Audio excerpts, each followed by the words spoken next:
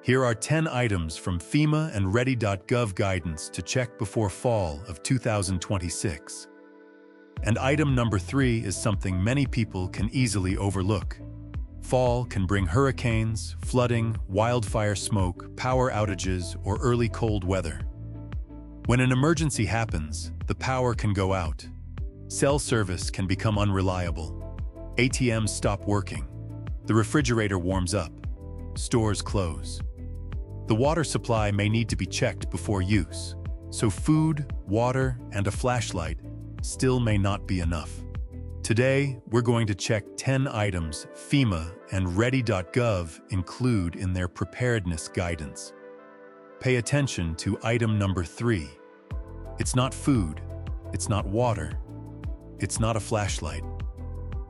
But if a storm damages an important part of the house, it could be the item you wish you had prepared. 10. Emergency sanitation kit. On the first day of a power outage, the house can still look pretty normal. But by the second day, the water pressure is weaker. The toilet still has to be used. A child needs a diaper change. The trash bag in the kitchen is starting to fill up, and the boil water notice still hasn't been lifted. That's when something very few people think about when preparing for a storm starts to matter. Sanitation. FEMA and Ready.gov include moist towelettes, garbage bags, and plastic ties among the items for personal sanitation in an emergency preparedness kit. The reason is very practical. When water, sewer systems, or trash collection services are disrupted, the issue is no longer just whether you have enough food or flashlights. You also have to keep the place where the whole family is sheltering clean enough to continue living there safely. Hands still need to be washed before eating, after using the bathroom, changing a diaper, or caring for a wound. The U.S. Centers for Disease Control and Prevention recommends washing your hands with soap and safe water for at least 20 seconds. If soap and water are not available, hand sanitizer containing at least 60% alcohol can help. But it does not completely replace hand washing, especially when hands are visibly dirty or greasy. Another mistake is even easier to make. Moist towelettes used for personal hygiene and disinfecting wipes used to clean surfaces are not the same thing. Not every type of wipe is designed to be used directly on skin, so a sanitation kit should include simple items: toilet paper, soap, skin-safe moist towelettes, hand sanitizer, heavy-duty garbage bags, ties, and paper towels. But the biggest mistake sometimes isn't not having enough money to buy them. It's that you used to have them. Then one day, someone takes the garbage bags out of the emergency kit. Another time, the moist towelettes get taken out to use in the car. The backup bottle of soap disappears too. No one remembers to put them back. By the time a real water outage happens, the box is still sitting there, but half of what was inside is gone. So every time you check the batteries or stored water, check the sanitation supplies too. Keep paper products and garbage bags in a dry place, inside sealed bags or containers. Moist towelettes and hand sanitizer should be tightly sealed, kept away from high heat, and checked regularly for expiration dates. If the wipes have dried out, the package is open, or the product smells different, replace it before hurricane season. And prepare according to your own family. Young children may need diapers.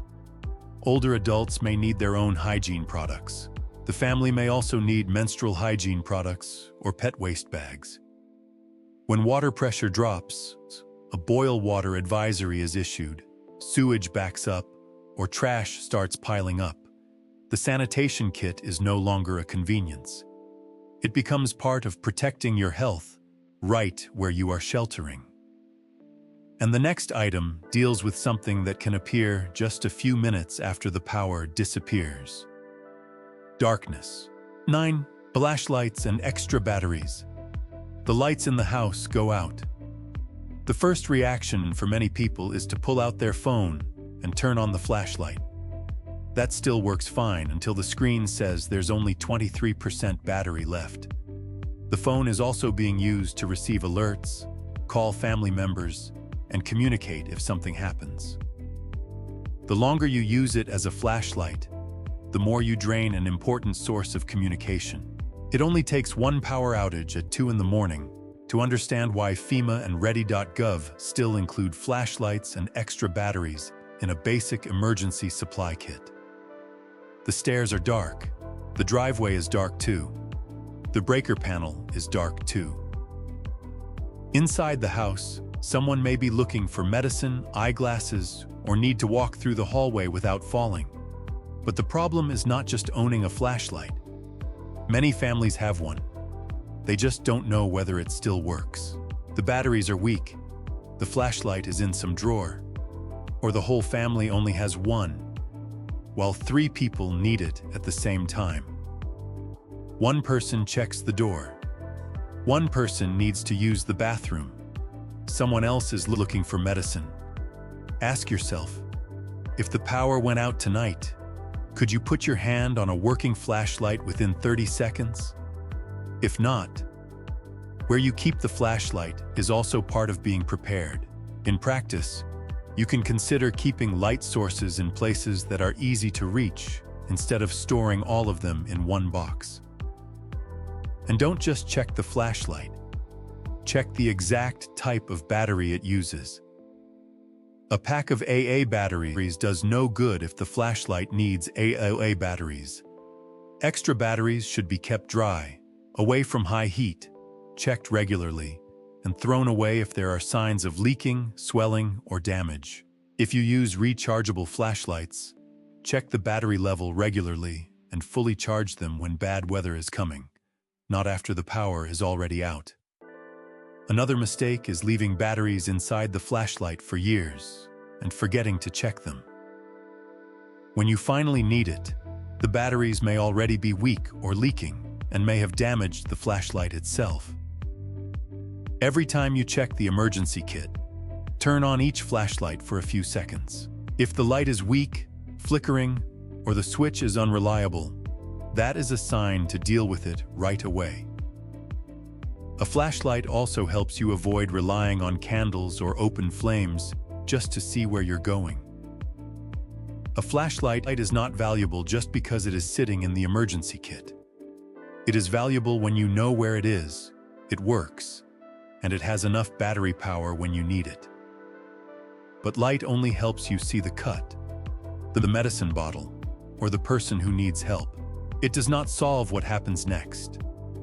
And that is where item number 8 begins. Statika, first aid kit and essential medications. By evening, someone opens the medicine cabinet and realizes there are only 2 pills left. The pharmacy is less than a 10-minute drive away, but the road to get there is flooded. That is when a store-bought first aid kit with bandages and antiseptics starts to show its limits. In an emergency, what each person needs to maintain their health is different. One person needs blood pressure medication. Someone else depends on an inhaler. Someone uses insulin. Someone needs a hearing aid. For someone with poor vision, breaking the glasses they are wearing can make evacuation more difficult. That is why FEMA and Ready.gov do not only mention a first aid kit. Their guidance also includes prescription medications, eyeglasses, medical devices, and items for the individual needs of each family member. The important point of item number 8. A general first aid kit cannot replace an individual medical plan for each person in the house. If someone depends on daily medication, know the name of the medication, the dosage, how much is left, and how to contact the doctor or pharmacist. Keep a paper copy of the important information with the medication in case you have to leave the house quickly. For medication that needs refrigeration, the risk is different. A refrigerator losing power does not mean every medication immediately goes bad, but it also does not mean you can look at it and know it is still safe. Insulin and many temperature-sensitive medications have their own storage instructions, depending on the product. So ask your doctor or pharmacist before severe weather season about the storage temperature, how long it can stay out of the refrigerator, and how to transport it if you have to evacuate. A box full of bandages can still fail you the next morning if the medication one family member needs every day has run out. You can be very well prepared for a cut. But a body that depends on medication cannot delay what it needs just because the road is flooded or the pharmacy has not reopened. That is the difference between having a first aid kit and having a medical plan. Expiration dates matter too. If medications or supplies are expired, damaged, or no longer available in enough quantity, the medical kit no longer fits the people living in the house. The most important question is not, is there a first aid kit in the house? It is, if the pharmacy does not reopen for a few days, does everyone in the house have what their body needs? And even if the answer is yes, another problem can still appear. You have food, you have medication, you have a phone, but if ATMs and payment systems stop working, the card in your wallet can become useless. That is where item number 7 begins. 7. Cash and copies of important documents. The gas station is still open. Bottled water is still on the shelf. You still have money in your account. But when you hand over your card, the employee points to the sign beside the register. Cash only. The connection after the storm is still unstable. The payment terminal is not working. The ATM outside has a dark screen too. In that moment, $50 in cash can be more useful than a card with a limit of thousands of dollars. Ready.gov recommends keeping cash because a prolonged power outage can cause ATMs and card payment systems to stop working. $50 is only an example, not an amount required by FEMA. Each family should calculate an amount that makes sense for fuel, water, and food. Small bills are very useful if a store cannot make change. Do not wait until a storm warning appears to go withdraw cash. When many people go to the ATM at the same time, something that normally takes a few minutes can turn into a long line. But cash only solves the first few hours. Documents determine how quickly you recover afterward. The next morning, part of the roof has been torn off. Water has gotten into the living room. Where's the insurance policy number? Do you have copies of your identification? Can you prove which property was damaged? FEMA and Ready.gov recommend keeping copies of identification, insurance policies, bank records, and important family documents in a waterproof, portable container. You do not need to carry an entire filing cabinet. A small bag containing essential documents is enough. Paper copies should be kept dry and sealed, preferably somewhere waterproof and fire-resistant. Electronic copies should be password protected and stored in another safe location. Do not let one incident take away every copy. Before storm season, take photos or video of your property. After damage, those images can help with making a list of losses and working with insurance. Documents also have an expiration date in their own way. When you change addresses, renew insurance, or identification expires, old copies may no longer be accurate. Cash does not expire like food, but it should be kept dry, sealed, and secure. When bad weather is coming or an evacuation order is issued, you do not want to start searching through every drawer for documents. Cash helps you make transactions when systems temporarily fail. Documents help you recover what was lost, and the next item moves to something you cannot stop using: the air you are breathing. 6. N95 masks. In the morning, the sky is still bright, but the sunlight has a pale orange tint. You step onto the porch and smell smoke even though the fire may be far away. By noon, air quality gets worse and warnings to limit time outside start appearing. This is the kind of risk that makes an emergency kit very different. You cannot see each tiny particle going into your lungs. Ready. Ready.gov recommends preparing N95 masks when there is a risk of wildfire smoke, because they can help reduce the amount of airborne particles the wearer breathes in. But the limits need to be understood correctly. N95s are designed to filter particles in the air, not create a shield against every type of gas or chemical vapor. The number 95 refers to the efficiency of the filter material under testing conditions. It does not mean the person wearing it in real life is automatically protected by exactly 95%. Because besides the filter, there is another very important factor: the seal on the face. If air gets through gaps around the nose, cheeks, or chin, some of the air will bypass the filter. Facial hair in the area where the mask touches the skin can also reduce the seal. That is why simply owning an N95 is not the most important part. It has to fit the face, be worn correctly, and keep its shape when it needs to be used. If you buy N95s to prepare for wildfire smoke, choose a product that is approved by NIOSH, the U.S. National Institute for Occupational Safety and Health. Keep the mask clean, dry, and avoid crushing it out of shape. If the mask gets wet, dirty, torn, loses its shape, or no longer creates a good seal, replace it with another one. Fall also does not bring the same risk to every area. The Gulf Coast may be watching hurricanes. The North starts preparing for early cold weather, and many areas in the West still have to think about wildfires and smoke that can travel far from where the flames actually are. So the right question is not, what do other people have in their emergency kit? It is, what risks actually exist where my family lives? If wildfire smoke is one of them, an N95 is only one layer of protection. You still need to monitor air quality alerts, reduce time outdoors when smoke is heavy, and keep indoor air cleaner when possible. Most importantly, a mask is not a reason to stay when authorities tell you to evacuate. Emergency equipment helps you get away from danger. It does not replace emergency instructions. And the next item is something almost everyone carries every day.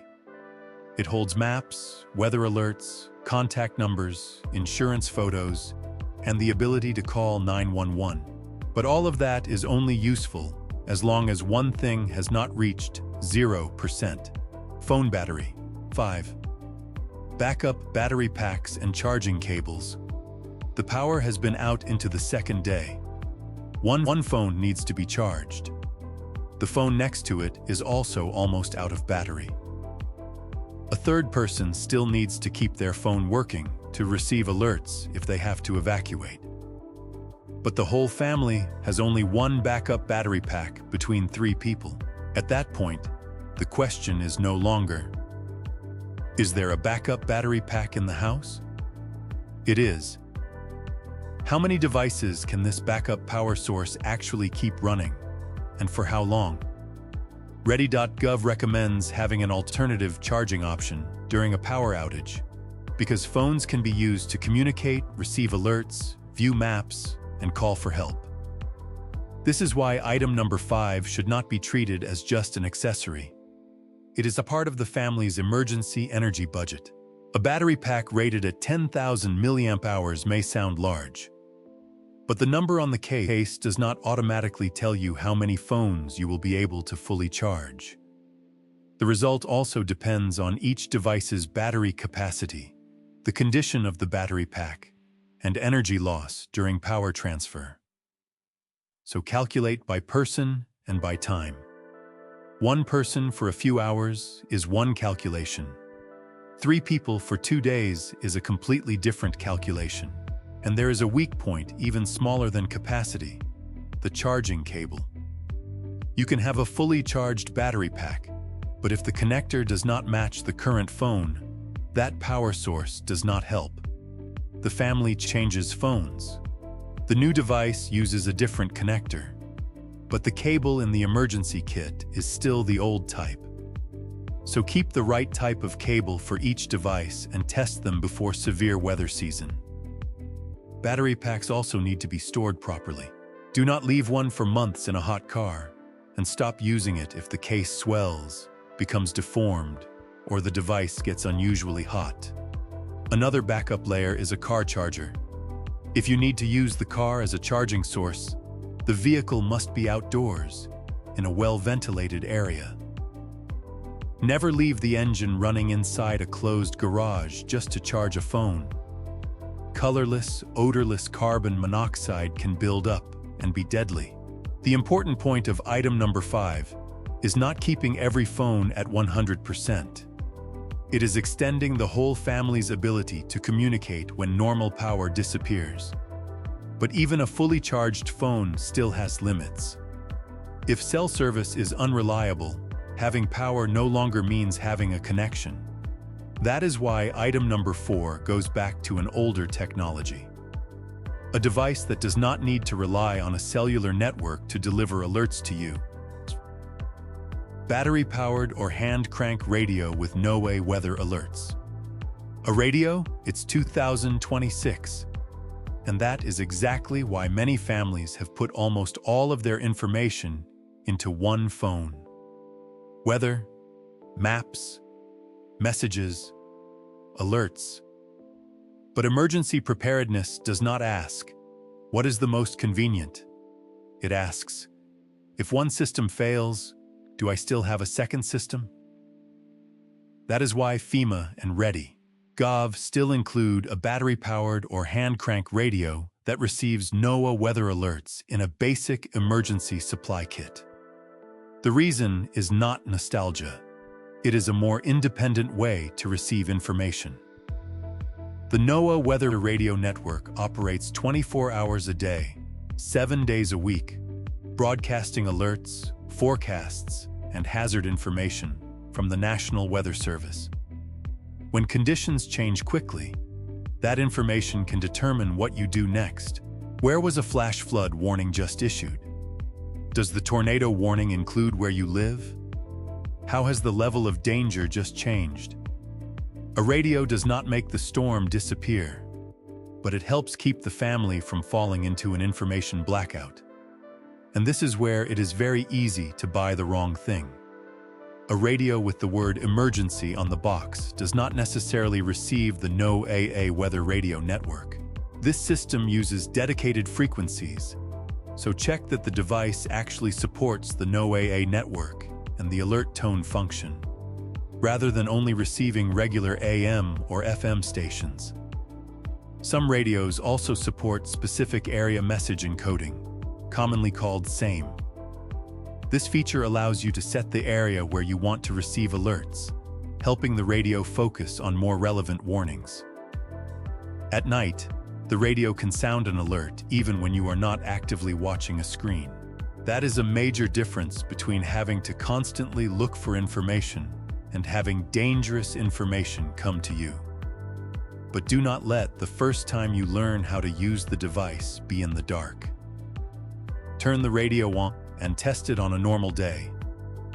Find the NOAA channel that serves your area. Learn how to turn on alert mode and set your area if the radio has SAME. If it uses removable batteries, keep the correct type of batteries in the emergency kit. The important point of item number 4 is not replacing the phone. It is not letting the whole family depend on a single information source. But the next item is even stranger. It does not generate power. It does not send alerts. It does not filter smoke. It does not treat wounds. If you only see it sitting in the toolbox, you may ask yourself, why does FEMA want this in an emergency kit? And that is exactly item number 3. 3. Non-sparking wrench or pliers for utilities. The storm has passed. Outside in the yard, tree branches are scattered everywhere. But inside the house, another problem is starting. Water is running in a thin stream across the floor. No one immediately knows where it is coming from. One person runs to get towels. Someone else looks for a bucket. But a few minutes later, the most important thing is no longer cleaning up the water. It is stopping it from continuing to flow. This is the moment that explains why FEMA includes something very few people think about in an emergency supply kit: a non-sparking wrench or pliers to use when dealing with utility systems. Not because FEMA thinks every family should become repair technicians. Quite the opposite. The purpose is for the family to know in advance the most important points in their own home. Where is the main water shutoff valve? Where is the main electrical panel? If the home uses gas, what should the family do if they suspect a leak? These questions sound pretty boring on a normal day. After a disaster, they can become questions that need answers immediately. A broken water pipe can keep spreading damage even after the rain outside has stopped. Water appearing around electrical systems creates a completely different kind of risk, and gas requires the highest level of caution. If you smell gas or hear an unusual hissing sound, the priority is to leave the area. Do not enter a place where gas may be building up just to look for the valve. Do not try to operate a system you have never been instructed how to use. And if the gas has been shut off, do not turn it back on yourself. Restoration should be handled by a qualified professional. That is why the most important preparation for item number 3 actually happens before a storm. On a normal day, take a few minutes to walk around the house. Find the main water shutoff valve. Locate the electrical panel. If you use gas, ask your utility provider about the emergency procedure for your specific system. Mark the necessary locations so the adults in the family know them too. And if the main water valve has not been used in a long time, do not assume it still works perfectly. A valve that is stuck or cannot close completely is a problem that should be discovered while the floor is still dry. At this point, the real value of the wrench becomes clear. It is not something you buy and then forget in a box. It is one small part of something bigger. The ability to control your home when one of its internal systems starts to fail. That is also why item number 3 is worth remembering. Not because this tool is expensive, but because many people know where they keep food, water, and flashlights, but have never tried to find the main water shutoff valve in their own home. And from a tool very few people think about, the next item is even simpler. You can prepare an entire shelf of canned food, but when it is time to eat, one small detail can leave all of it still sitting inside the cans. That is where item number 2 begins. 2. Non-perishable food and a manual can opener. The power goes out. You pull a can of tuna off the shelf. The food is right in your hand. But the only can opener runs on electricity. That is why FEMA and Ready.gov include a manual can opener on the emergency supply list. One small item can determine whether the food on the shelf is a meal or just metal cans you still cannot use. Ready.gov recommends prioritizing non-perishable food that fits the family and does not require refrigeration, cooking, or a lot of water to prepare. A food that needs a stove depends on your ability to cook. A food that needs a lot of water uses up drinking water. A food that has to stay cold becomes difficult to manage during a power outage. So ask, if the power goes out and water is limited, can my family actually eat these foods? A shelf full of canned soup, vegetables, and fruit can still be short on protein. Young children may refuse to eat what adults choose. People with special diets also need to be taken into account. If you have pets, prepare enough for them in advance too. Ready.gov recommends preparing at least 3 days of non-perishable food. 3 days for one person is very different from 3 days for a family of 4, so think in terms of meals, not just the number of cans. Emergency food storage is not a museum. When something is getting close to its expiration date, use it in a regular meal and replace it with a new one. Cans that are swollen, leaking, heavily rusted, or damaged should not be kept just because the printed date is still far away. Food should be stored in a cool, dry place. A power outage also creates a limit that is easy to misjudge. Ready.gov says a closed refrigerator usually keeps food cold enough for about 4 hours after the power goes out. A full freezer can stay cold for about 48 hours, while a half-full freezer can stay cold for about 24 hours if the door stays closed. Do not keep opening the door, and do not rely on smell or appearance to decide whether perishable food is still safe. Food that can make you sick can still look normal. That is the important point of item number 2. Emergency food only has value when you can open it, eat it, and use it safely when normal systems stop working. But even a perfect food supply is still not the highest priority. You can change what you eat. You can eat cold food.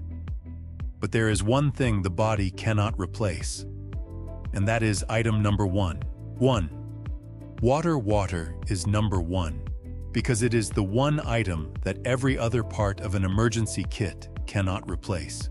FEMA and Ready.gov use a basic guideline of about 1 gallon of water per person per day for drinking and sanitation. For a family of 4 people over 3 days, the minimum already comes to about 12 gallons, and that is only the baseline. Actual needs vary based on age, health conditions, activity level, and climate. Children, people who are sick, and breastfeeding women may need more. FEMA also notes that very hot weather can greatly increase water needs. If the family has pets, their water needs must also be calculated separately. So do not judge your water supply by the number of bottles you can see on the shelf. Calculate it by number of people, number of days, and the individual needs of each family member. Ready.gov recommends having at least 3 days of stored water. But the right amount also depends on where you live and your ability to access help after a disaster. How you store it matters too. For commercially bottled water, FEMA recommends keeping it in its original packaging, not opening it before it is needed, and paying attention to the use-by date on the label. Water should be stored in a cool place, away from direct sunlight and away from gasoline, pesticides, or chemicals that could contaminate the container. If you store water yourself, use food-grade containers. Containers that previously held milk or juice are not a good choice for long-term storage because leftover sugar or protein can be difficult to clean out completely. Glass containers are heavy and can break easily. Another important rule: water that looks clear does not mean the water is safe. After flooding, damaged pipes, or a water system failure, local authorities may issue a boil water advisory or temporarily tell people not to use tap water. Color, smell, and taste are not enough to confirm that water is safe. Stored water is also not just for drinking. It is also used for food preparation, basic sanitation, and other essential needs. That is why 1 gallon per person per day can be used up much faster than many families expect. And that is also why water is number 1. Not because it is the most expensive, not because it is the most modern, but because when the normal supply is interrupted, the body still needs water every day. So the most important question on the entire list is very simple. How many people are in your family? How much water does each person actually need? And how long will the water you currently have last? Preparedness does not begin with buying a lot more things. It begins with knowing exactly how much you need. Preparing for an emergency is not about living in fear.